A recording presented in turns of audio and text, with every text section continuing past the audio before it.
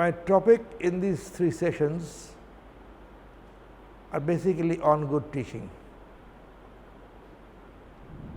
But the first 4 lectures have not been directly on good teaching.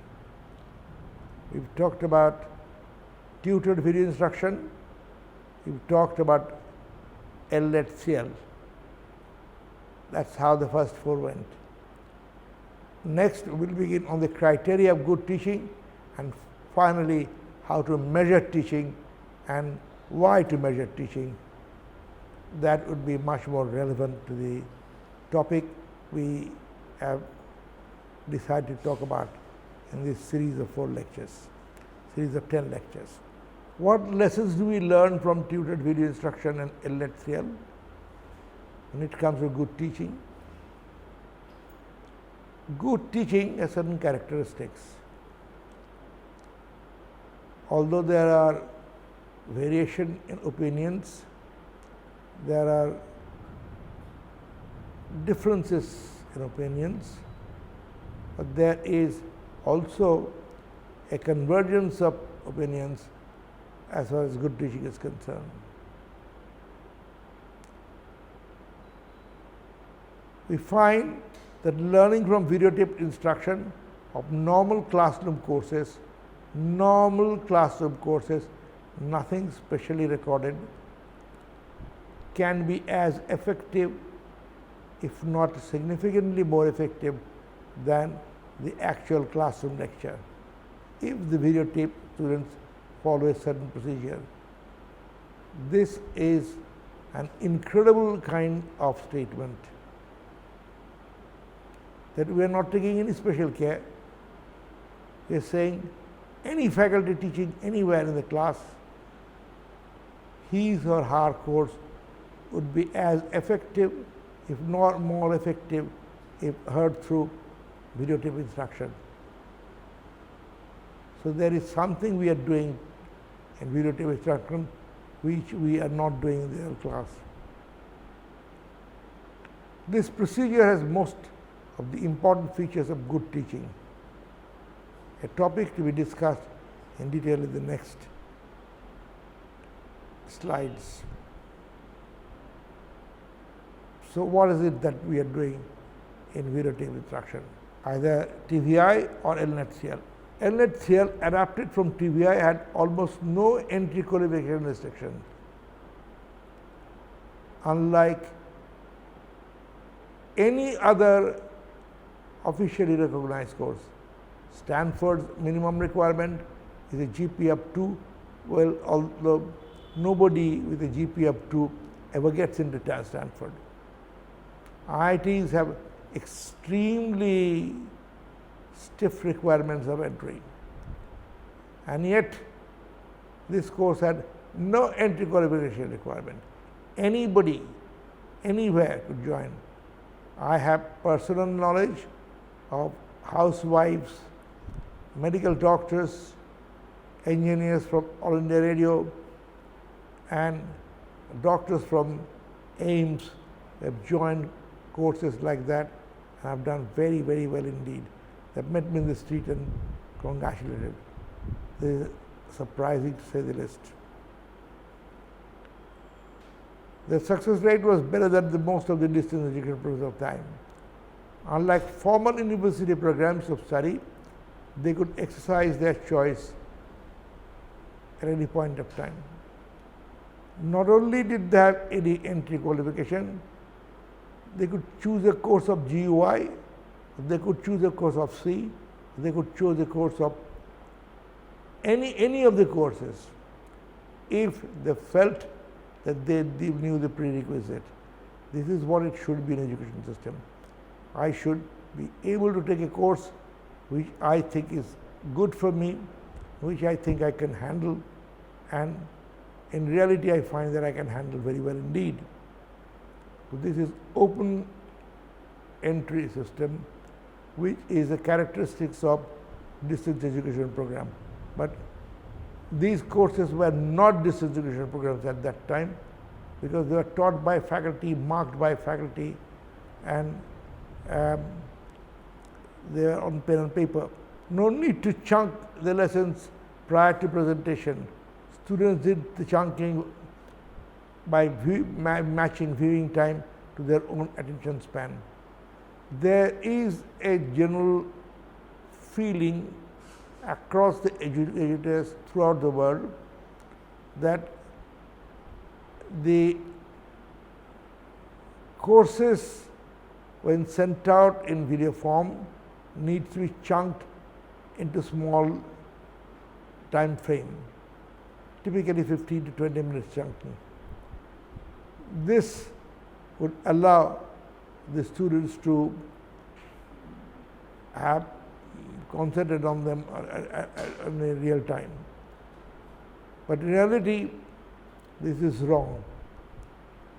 You could you could prepare a 1 hour tape or even longer, leave the students to watch it for as long as they like, and start them when they like.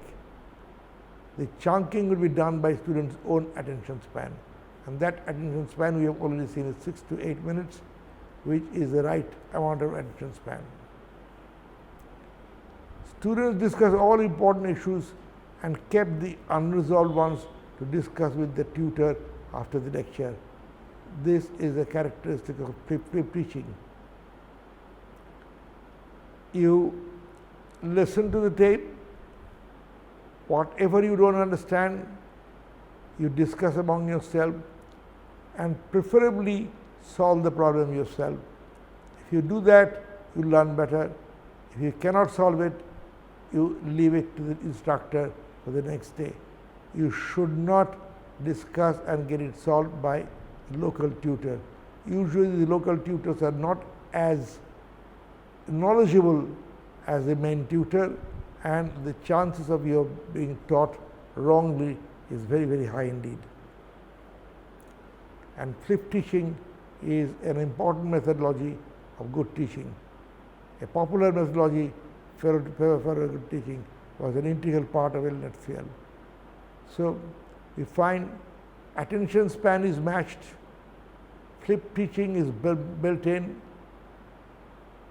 the ability or the flexibility choosing a course of one's own liking, reading it or watching it anytime they like is an integral part of this thing. Collaborative mode was encouraged better learning, because in both videotape instruction, TVI, as well as ELNET CL, we had suggested that tapes should be stopped 6 to 8 minutes watching, after 6 to 8 minutes of watching, and discuss among themselves in a collaborative mode and not competitive mode. There are lots of proofs that collaborative mode of instruction improves learning far more than competitive mode of learning. Small group, typically 4, made for better bonding and more effective collaboration. You all know that if there are 20 students in a class, they would not be bonding as much as if there are 4 students in a class, 4 or 5 students in a class. So effective collaboration was increased greatly by reducing the number of students to about 3 or 4. Keeping study centers open from 8 a.m. in the morning till 9 p.m. 7 days a week, and opening large number of study centers increased educational productivity greatly. We've not talked about educational productivity, but really speaking, this is what was the motivation of DSCP. That means that the good faculty of great institutions only taught a few students. The number of students could be maximum 30, 40, 50 or 60. So the reach was limited. If by somehow we could increase the reach of this great faculty to a much larger section of the population, then that would be a great thing to do. But at the same time, we must ensure that the reach of this faculty is increased but not the quality. The quality is not diminished. Both ELNET, CL and TVI proved beyond doubt that the reach of the faculty is increased greatly without decreasing the quality. That means the educational productivity, the number of students trained in a particular subject by a great faculty increased greatly. And also, this opened up the possibility of the future, that in future we could be streaming videos 24 hours a day, 7 days a week. Anybody could watch at any time, for any length of time. So chunking was not necessary. The place of choice, the pace of learning, all of that would be the choice of the student. Whichever course they wanted, they could watch at any time. So that was another great way of increasing educational productivity. It also meant significant increase in administrative load. Nothing comes free of cost. So while educational productivity was increased a great deal, we found that if we had to maintain standard, the quality of the students, their choice of courses, providing adequate facilities, all of that needed a lot of administrative support. So this administrative support increased a great deal. And our model that the educational institutions would bear the educational load and the administrative organization and the commercial organization would bear the administrative load was a very, very useful one indeed. The cost sharing was ideal. Even IIT made money out of it, as well as DSCP also made money. They did what they were doing, they were best at doing, and we did what we were best at doing. So the model where all day-to-day activity, conducting examination was their responsibility, whereas the actual setting up of papers, correcting papers, giving grades was IIT Kharagpur's responsibility, but carrying the papers, distributing the papers, deciding on the hall, all of that was DSCP's responsibility. So that way, again, each one, all the responsibilities were equally divided. Studies have shown that the popularity of distance education programs, online courses increases significantly if these are offered by reputed organizations and a certificate is given on successful completion of the course. This is published result. That if the same course was given by an unknown college, it would not be as popular. So the certificates had to be certificate of examination had to be given, but they had got grades. And IIT Kharagpur decided the grades would be A, B, C and D, these 4 grades. And they would be very strictly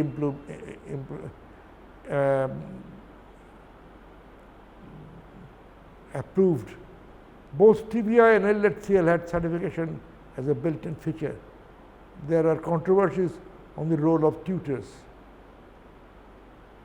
Although there are publications by Professor Gibbons and his team, several publications where they used tutors, and they have extensively talked about the role of tutors in tutor video instruction, but there are also other papers which shows that the tutor's role may not be as important as is made out by the Professor Gibbons' team.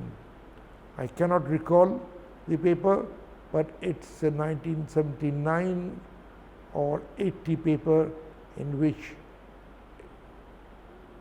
the authors have suggested that they used no tutors and did not see any significant deterioration in quality without using tutors.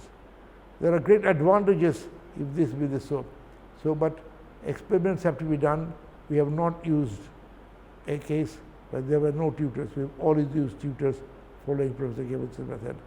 But if there are no tutors, then the scope of such courses increases greatly. IIT Kharagpur has already established a model where this can be done electronically, and the courses can be available are available at any point of time, any course to any students, and they can solve online the difficulties online, but there are no tutors. But the tutors can be virtual tutors.